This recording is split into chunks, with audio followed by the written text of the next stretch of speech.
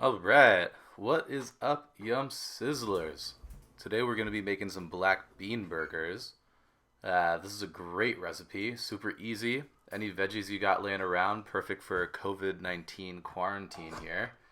You got sweet potatoes, you got black beans, you got broccoli, zucchini, peppers, red, yellow, orange, green, you know, all the good guys. If you got those laying around, this is a perfect recipe to just use them all up. Nothing goes to waste during these crazy times. So here I'm just getting started opening up a couple cans of beans. I'm going to drain these and I'm going to rinse them. Regardless of how delicious and flavorful that liquid inside of the black bean can is, which it is remarkably delicious and flavorful, we are not going to use it today because what we're trying to do here is dry out the beans. And that's one of the keys to this whole shebang here. So I'm going to line a baking sheet with tin foil, search around, do a little dance, try to find the spray. Can't find the spray, so just drizzle a little olive oil, place the olive oil bottle directly in the middle of the frame, and be annoyed by that during this entire editing process. Dump out those beans onto the tray, spread them out a little bit, get them all nice and even and flat, and we're going to pop them into a 350 degree oven for 10 minutes. This is also when I realized that all of my towels were missing and I wasn't wearing my apron.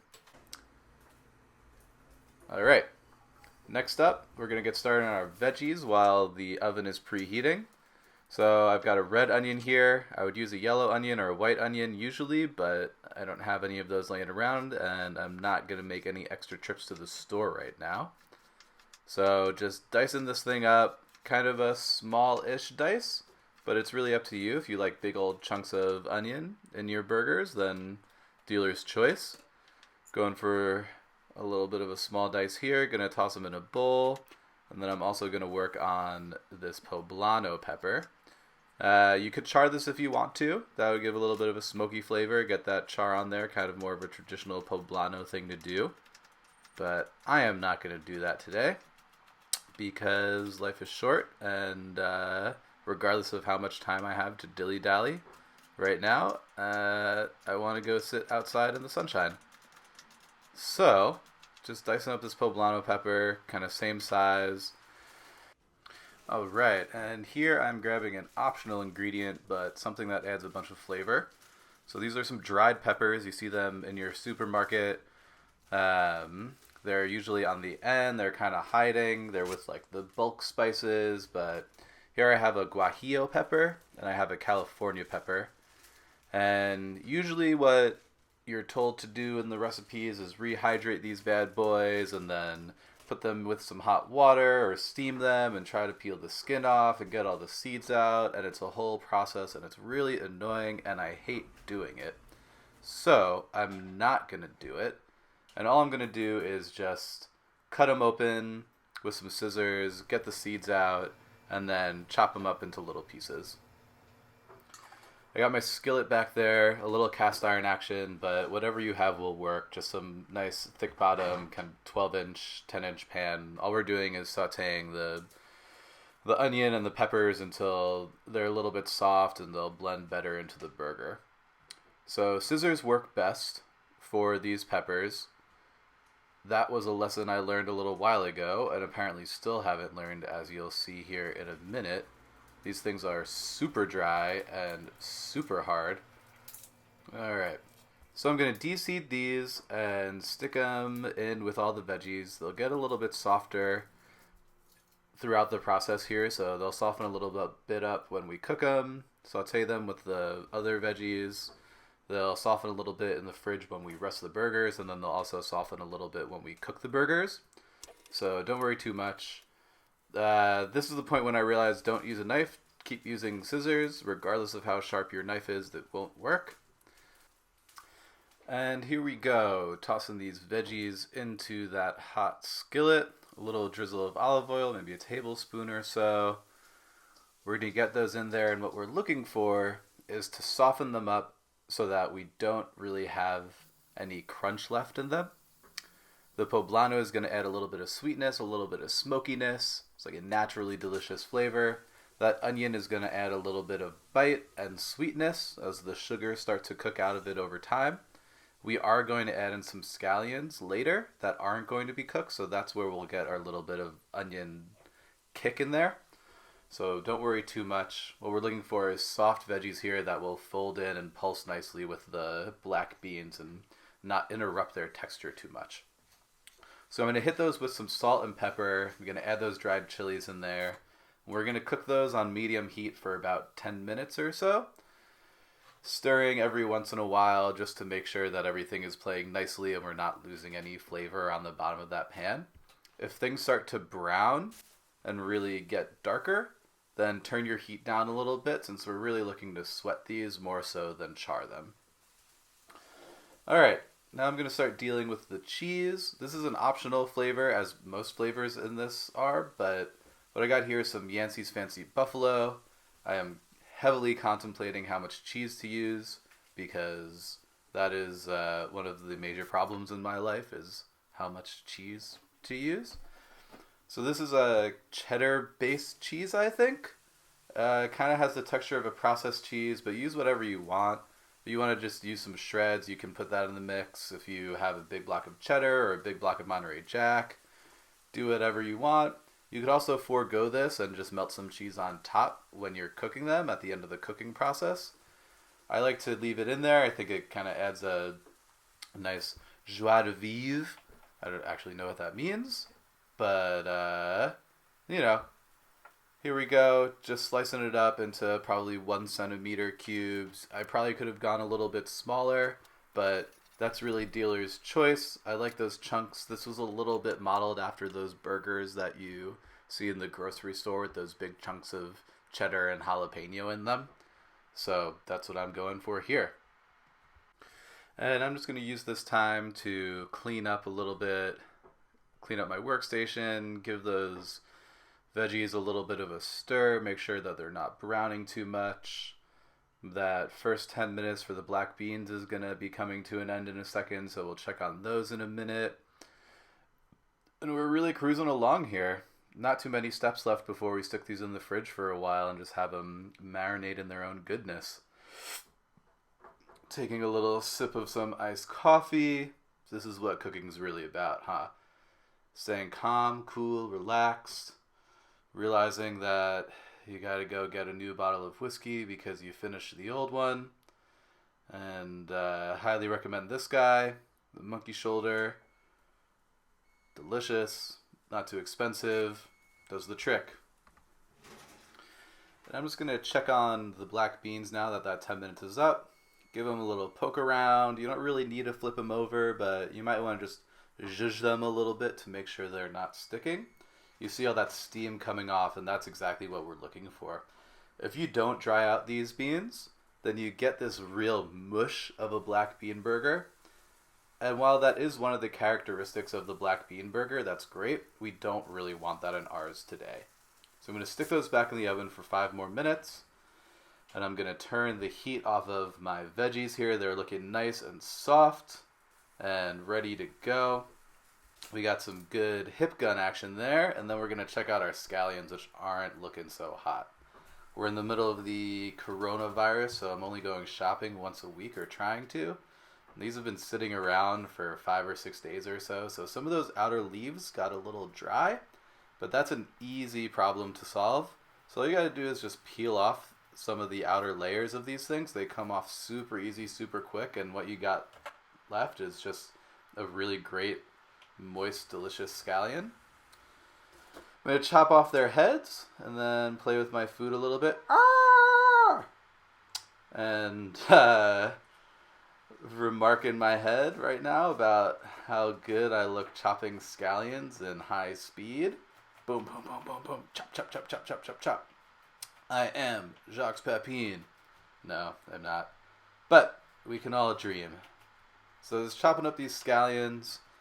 These are going to stay raw in our mix, so I'm going to just add them to that bowl with the cheese because that's a good prep bowl. Get them off of our cutting board, get them out of the way, You can keep those tops if you want, but I'm going to go shopping tomorrow anyway, and those are just going to end up sitting in my fridge or in a glass of water for a week and then throwing them out anyway, so just get rid of them now.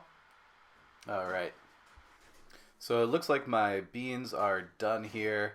You'll see on your beans that some of them have split, and that's what we're looking for, is for them to kind of split open, release a bunch of their moisture. You'll feel it in your hands a little bit. The dryness is exactly what we want, because we're going to add some binders into the mix and bring that back, some of that moisture. This is the critical component. You can add in whatever you want to these black bean burgers as long as you dry out the beans. So don't do this at home. This is a sketchy move. I would highly recommend not doing this. But in the end, it worked out. That was an awkward transfer. Just bring your bowl over. I tried to show you that I was putting these into the food processor bowl, which is always annoying to add things in and then put the food processor bowl onto the food processor. Don't worry if you have a couple stragglers stuck to that tin foil. You can try to grab them off. I don't know. That was like 6 or 7 beans, so that's not a make it or break it moment. We're going to add those in, and we're going to add in all of our veggies, which are nice and soft, and re-grip our pan. Get them all in there. And what we're going to do is take this over the food processor and pulse it until we have a chunky mush. So this right here will feel like what you want your black bean burger to feel like. It will taste fairly delicious, even though we haven't even really seasoned it yet. And you could realistically cook this at this point, but I've done that before, and what you end up with is a little too crumbly of a mix, and it doesn't really stick together. So we're going to add in a couple more spices. We're going to get these flavors really cranked up a notch, or kicked up a notch, as my buddy Emerald will say. And then we're going to bind it all together with an egg and some breadcrumbs. So what I'm doing here is I'm adding in the cheese and the scallions. We're going to fold all this together in a bowl. And then I'm going to add in some cumin and some garlic powder. And some salt and some pepper. And now is the time to taste. And realize that this is missing something, but you're not sure what. Think about it for a second. And then realize that it's Worcestershire sauce. Worcestershire sauce. Worcestershire.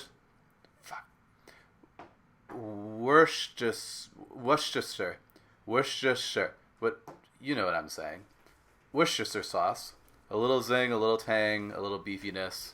That's what it needed. Mix it up a little bit. I probably overmixed this, so try not to get it too mushy. And then attempt to crack an egg one-handed in there. And pray to the egg gods. All went well. It looks all right. Hopefully there's no pieces of shell in there. We'll do a little digging around. I'm going to add in some breadcrumbs at this point. So the egg and the breadcrumbs act as a binder. They're going to help us keep everything together. I know this isn't enough breadcrumbs, but I'm going to try it just for now. And mixy. We're looking for a texture here that isn't soupy. Like, think about the best black bean burger that you've ever had and how it was nice and kind of fluffy on the inside, and that's what we're looking for. So just kind of mixing everything together, making sure that all those flavors are combined. Everything is happy in that bowl. And then what we're going to do is form them into patties and stick them in the fridge. So that looks good to me. And I'm going to grab a baking sheet and line it with some saran wrap. Usually I would use some parchment paper, but I don't have any right now. So we're just going to use some saran wrap. It'll work out just fine. Shouldn't stick. These are going to firm up in the fridge, so we'll be able to take them off pretty easy. This is when I realized I didn't have enough breadcrumbs, so here we go. Pita chips will work. And we're just going to food process these for about a minute or so. Make our own pita breadcrumbs. Mix that in. Definitely happier with the texture of this. As these sit in the fridge, the breadcrumbs will soak up some of the moisture in here and things will be a little bit happier. So, and that's what we want, is happy black bean burgers. Just thinking about what size I want these burgers to be. You could definitely make sliders. You could definitely make big old thick guys. I kind of go for just a standard 8 to 10 ounce patty, maybe somewhere in there. Just, picture your buns if you're going to use buns and what will fit perfectly on those. They don't really shrink when you cook them, so the size that you start with now is the size you'll end up with in the end. Packing them down, not trying to really compress too much, just forming some circles, putting them down on the saran wrap. I didn't put any oil or spray down there. They'll do totally fine just like this. What we're going to do is we're going to cover this with another sheet of saran wrap, and then we're going to stick them in the fridge for a couple of hours. And this is a really important step because it takes all of the ingredients that are right now a little bit warm and a little bit mushy and just living their happy lives together.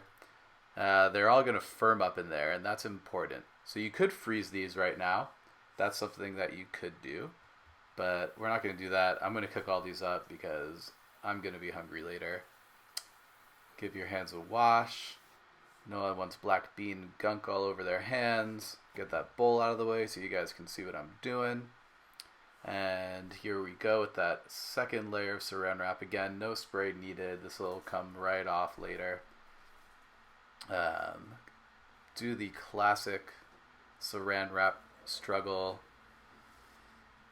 Sketchily move that knife out of the way. Really, nope. Yep, we all know that feeling. Extreme disappointment. Alright, well, we did our best that we could with that saran wrap. Gonna tuck it in. Give these guys a nice little place to take a nap. Cover them with their saran wrap blanket. Read them a bedtime story. Tuck them in. And stick them into the fridge. And that is part 1 done. So if you're smart, like me, you would have done this in the middle of the day so that these will be ready for dinner. So here we are about 4 hours later, and I'm ready to cook up my burgers. So I'm going to take my skillet and set it on medium-high heat. We're going to get it nice and toasty before we put any of our black bean burgers in there. And here these guys come out of the oven, or out of the refrigerator. You'll see that they've firmed up quite a bit and they're easy to handle. That saran wrap comes right off, no problem. And these are looking pretty fire right now, so I'm excited to eat them, get them cooking, see how they turn out. Just waiting for this pan to heat up. And what we're going to do is cook these 3 at a time. So I'm just going to pop in 3 of these black bean burgers. We don't want to crowd the pan. Try to not get them touching. And don't move them. So once they're in the pan, leave them there. If you start moving things around them, you're going to kind of mess up the bottom a little bit and they're more likely to stick. So just stick them in that hot pan, put them in the oil, and then after 3 to 5 minutes or so, pick one of them up, look at the bottom, see if it's nice and browned and crispy. It should be the color of a standard burger. That's what we're looking for. So once they're ready to be flipped, just check them, flip them, and you're looking for brown, nice, delicious crispiness, something that looks exactly like this. Just like a normal burger. Nice sizzling shot there. And that's all she wrote. We're just going to cook up the rest of these 3 at a time. meander around while they're cooking, grab a beer, enjoy the day, know that you accomplished something in these crazy, crazy times. Crack that open. Thanks to Kate. Cheers to Yum Sizzle. Cheers to all of you. These burgers look like they're just about ready to go. 3 to 5 minutes each side. Check on the sweet potato fries. That's another video. That'll be coming out soon. Get ready for dinner. Pop these bad boys on the plate when they're done. And what you're going to end up with is a delicious, fluffy, crispy, gooey, yum sizzle black bean burger. Thanks for watching. Like and subscribe. Let me know in the comments if you make these, how they came out, if there's anything you would change, anything different you did, and I will talk to all of y'all soon. Peace.